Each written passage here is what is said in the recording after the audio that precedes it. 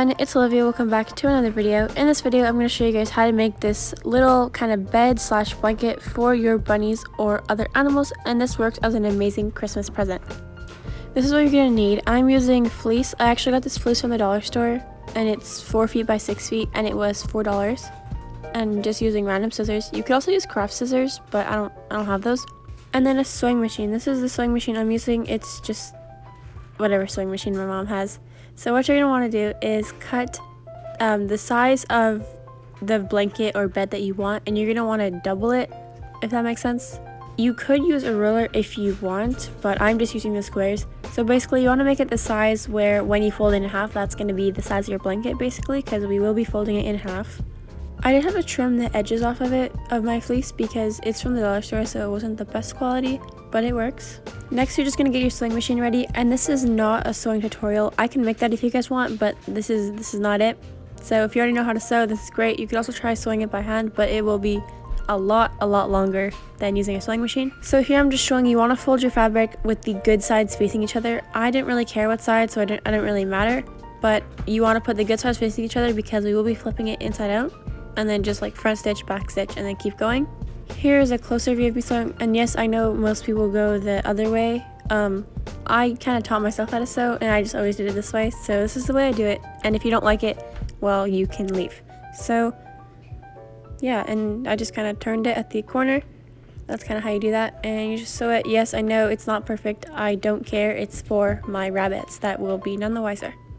So you want to leave a gap at the end, so you want to sew pretty much 3.5 sides, and then just leave a gap on the third side, pretty much big enough for your hand to fit in so that you can flip it inside out. If you did choose to use 2 completely separate pieces of fabric and not fold it in half, then you will have to sew 3.5 sides, but since I folded my fabric in half, I already had one of the sides pre-connected. So those are the sides I sewed, and then as it's crooked, but I don't care. And then that's the gap I left so I can flip it inside out.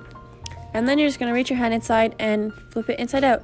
If you want to add a absorbent layer, you could do that now. I don't, because my rabbits don't really pee on stuff like this. But if you're doing it for a guinea pig or an animal that's going to pee on it, then you might want to add an absorbent layer. And this is how it should look when you fold it inside out. The seam should be nice like that. The good side of your pattern should be facing out. And you're going to have a little gap like that. Basically what you're going to do, this is kind of a really bad angle, but you just kind of fold them in and then sew it on top. It's going to look a little different, but that's kind of really the only way to do it. So that's me. I didn't really film doing it, but I kind of did crooked. But again, that's okay. This is what it looks like, and it is kind of done if you don't want to do any more, or if you're sewing by hand and you're tired. But this kind of, in my opinion, makes it look a lot better, and this is what a lot of people do. And we're just going to sew a square inside. You could measure if you want it to be very even. I don't really care, so I just kind of winged it. But this is just me sewing a line on all 4 sides. This is, it's very optional, but I think it makes it look a lot better. And if you're doing an absorbent layer, it will definitely help the absorbent layer stay in place.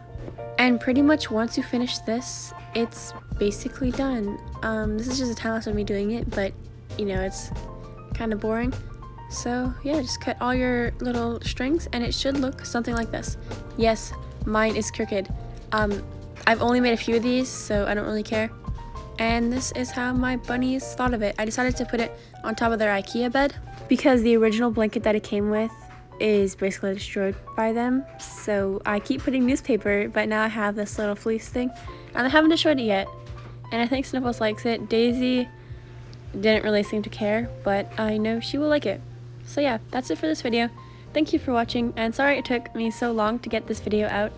I've just kind of been doing stuff with school, but now it is out. So yeah, bye.